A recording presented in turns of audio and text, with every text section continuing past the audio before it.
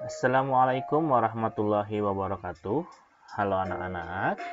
Di video kali ini, Pak Tata akan mencoba menjelaskan tentang medan magnet dan aplikasinya. Setelah minggu lalu, kalian belajar tentang magnet, ya.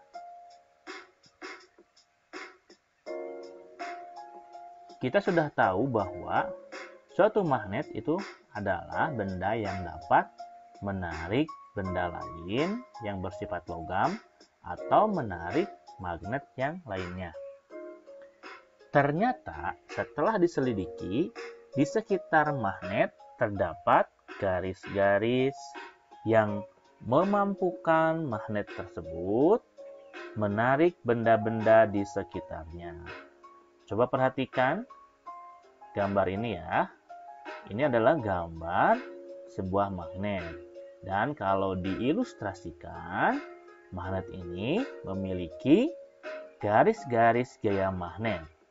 Inilah yang mampu menarik benda logam lainnya.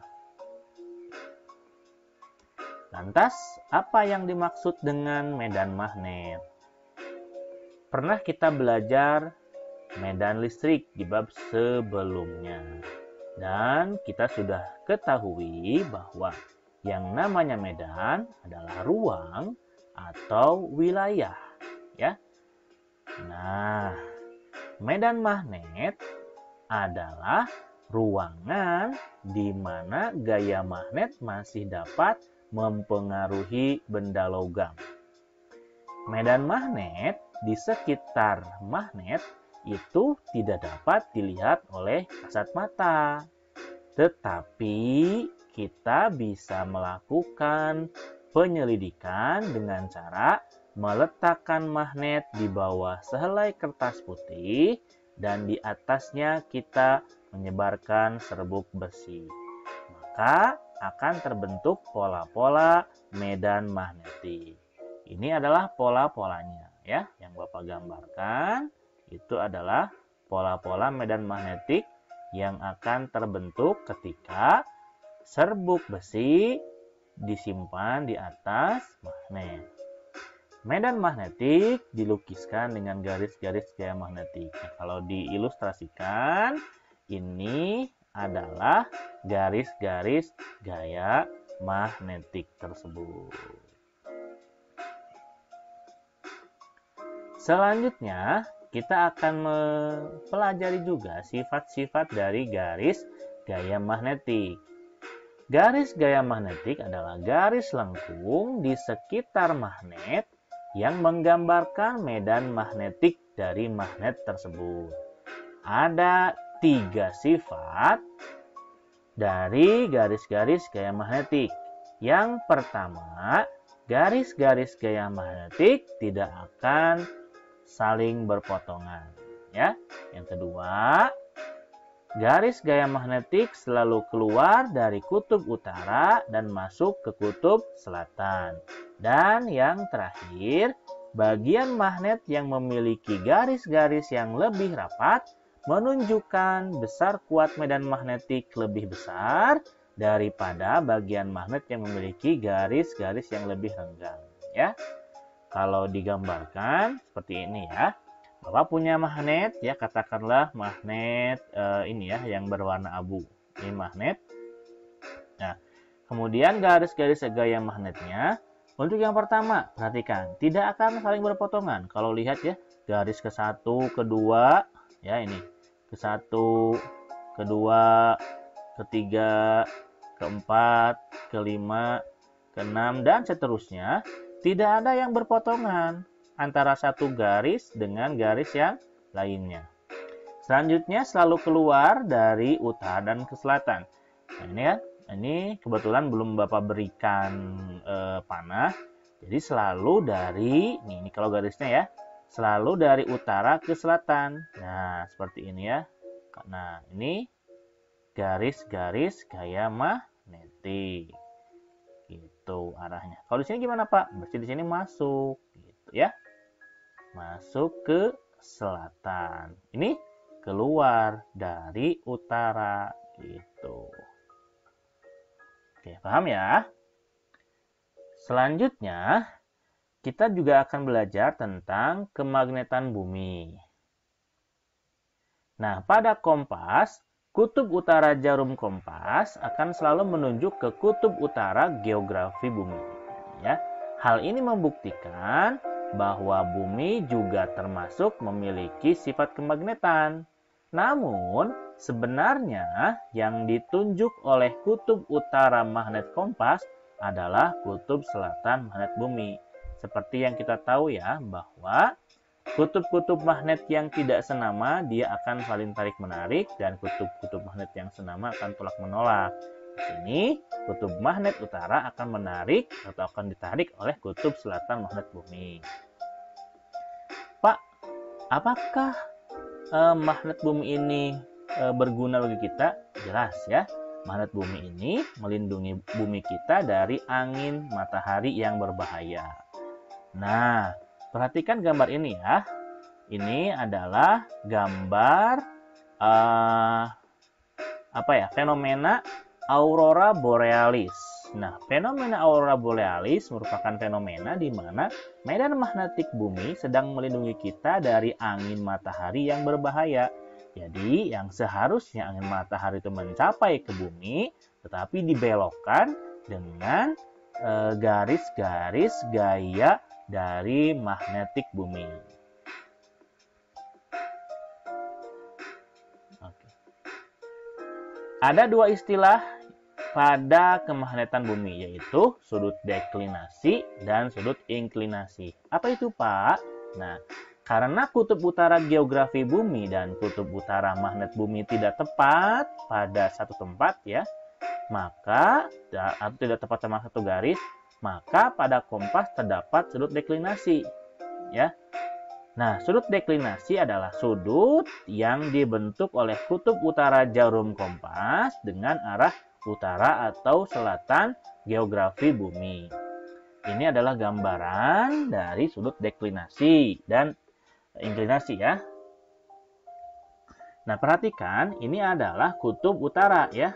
Nah, ini nih ya.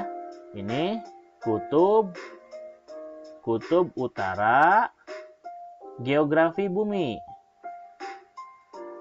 Nah, sedangkan ini adalah kutub utara kompas.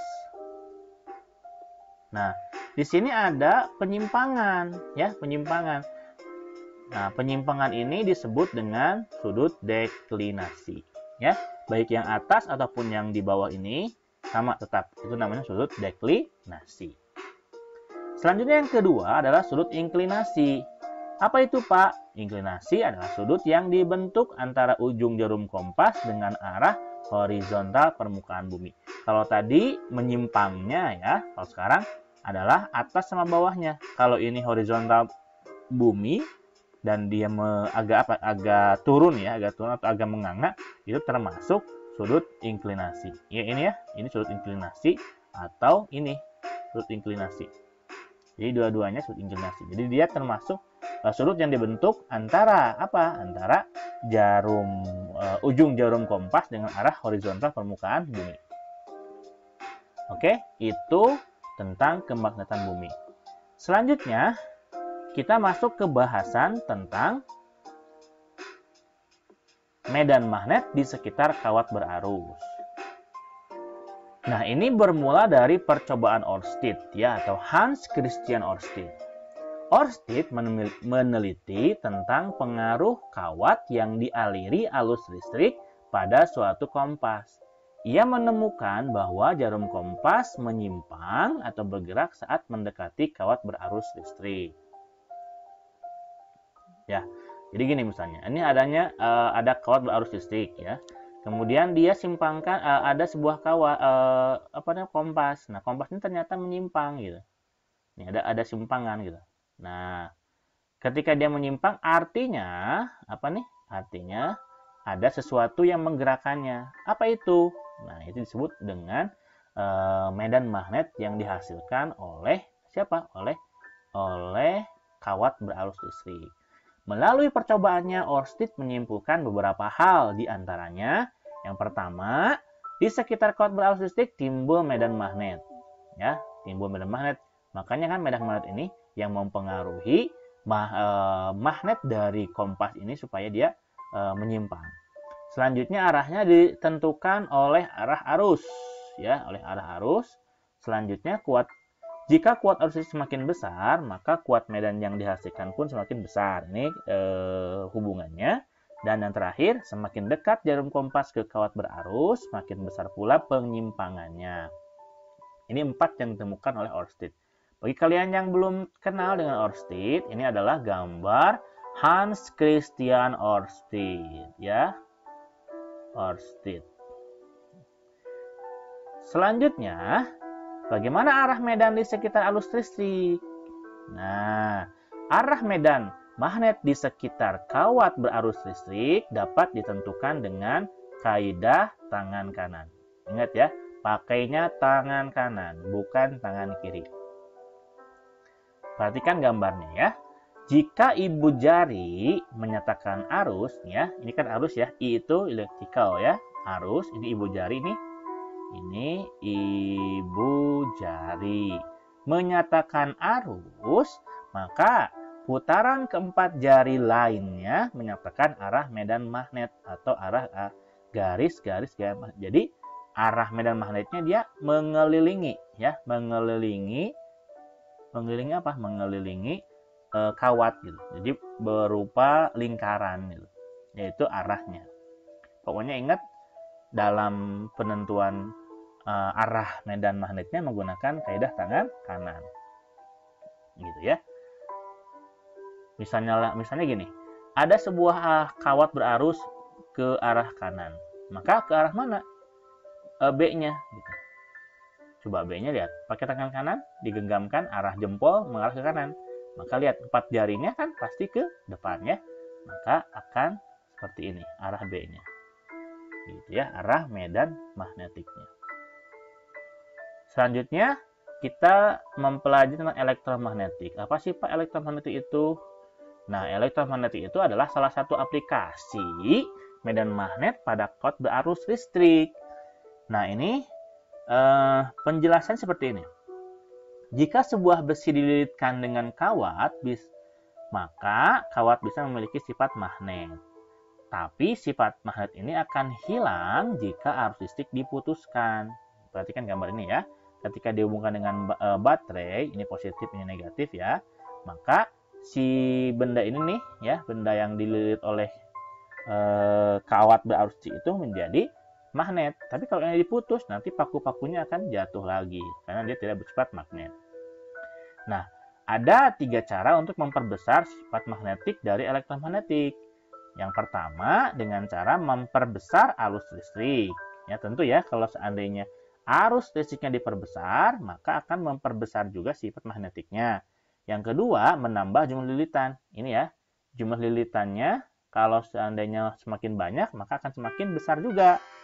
Dan yang terakhir adalah memasukkan inti besi lunak sebagai inti kumparan. Dengan ditambahkannya inti besi lunak, yang ini ya, maka dia menghasilkan medan yang cukup besar juga. Ya, ini 3 cara untuk menambahkan atau memperbesar sifat magnetik dari elektromagnetik. Selanjutnya apa sih Pak aplikasi elektromagnetik dalam kehidupan sehari-hari? Tentunya banyak sekali, tapi yang kita pelajari hanya beberapa saja. Mengapa sih Pak penting dipelajari? Nah, karena elektromagnetik ini sangat menguntungkan ya untuk diaplikasikan dalam kehidupan sehari-hari. Karena sifat kemagnetannya bisa diadakan dan bisa dihilangkan sesuai dengan kebutuhan gitu ya. Contohnya nih, yang pertama alat mengangkat beban ya. Ini gambarnya lihat ya. Lihat nih alat mengangkat beban.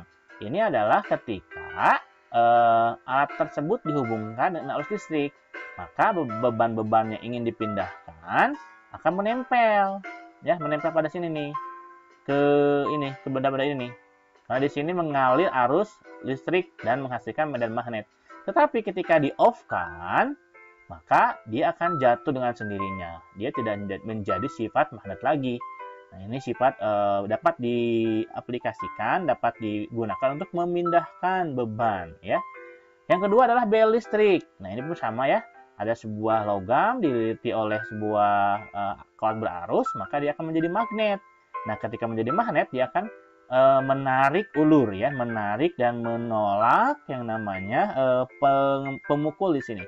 Nah, ketika dia menjadi magnet akan terpukul. Ketika dia nyambung ya, maka akan memukul ya seperti ini. Memukul. Tapi kalau seandainya tidak dihubungkan dengan arus listrik, maka dia tidak menjadi magnet gitu.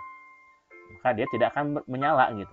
Nah, makanya kan fungsi dari bel ketika dipijit dia akan bunyi karena ada